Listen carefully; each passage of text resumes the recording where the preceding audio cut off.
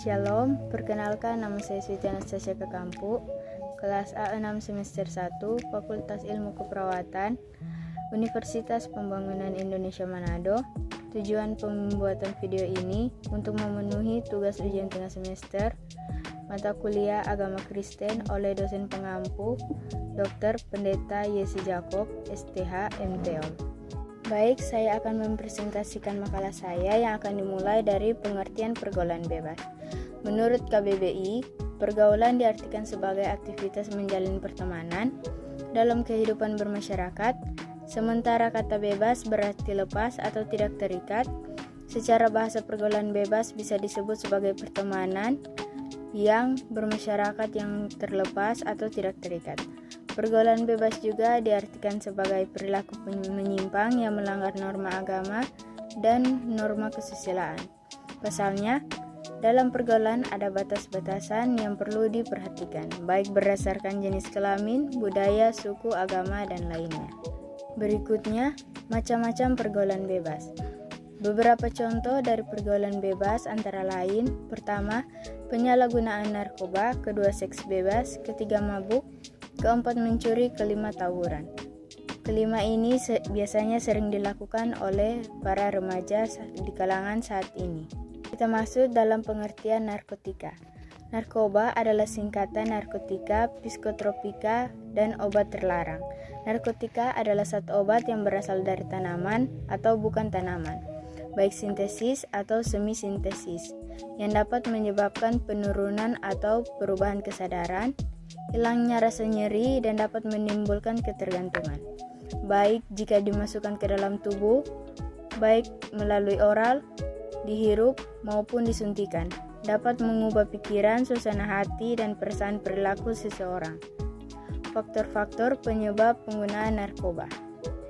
Ada beberapa faktor yang menyebabkan remaja saat ini memilih untuk menggunakan narkoba.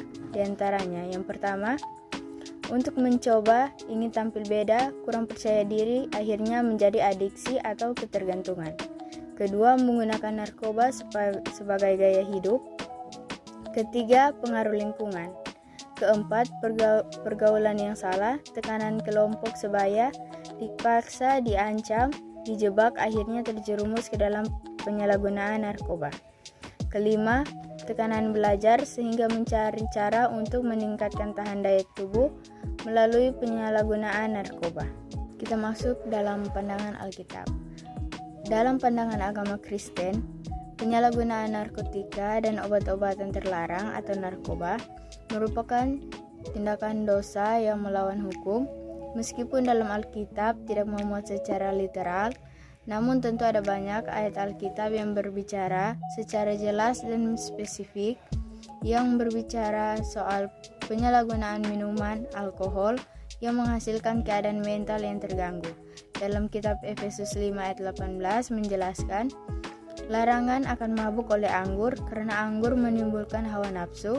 Demikian juga dalam kitab 1 Korintus 5 ayat 11 melarang bergaul dengan orang yang cabul, lapar uang, penyembah berhala, penipu, pemabuk.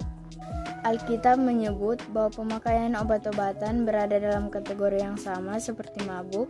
Dalam Galatia 5 ayat 19-21, seorang pengguna narkoba akan terbelenggu seumur hidup. Sekali ketagihan, efek kejiwaan tidak akan hilang seumur hidup. Narkoba hanya menawarkan solusi sementara, tetapi menciptakan masalah lain yang lebih besar. Narkoba merusak tubuh dan jiwa. Jadi jalan terbaik adalah tidak mencoba sama sekali. Tidak ada seorang pun yang paling tahu dan dapat membantu seseorang pecandu narkoba untuk sembuh dan kembali ke dalam lingkungan kehidupan yang normal, kecuali keluarga.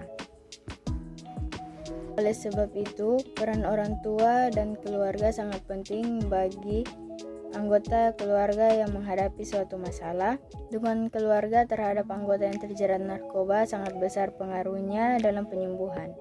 Orang tua tidak dapat bekerja sendiri, baik dalam upaya pencegahan narkoba maupun upaya penyembuhan pengguna. Diperlukan kerjasama dari berbagai pihak untuk bergandengan tangan dalam memberantas pengguna narkoba, baik pemerintah, sekolah, masyarakat, dan lembaga keagamaan.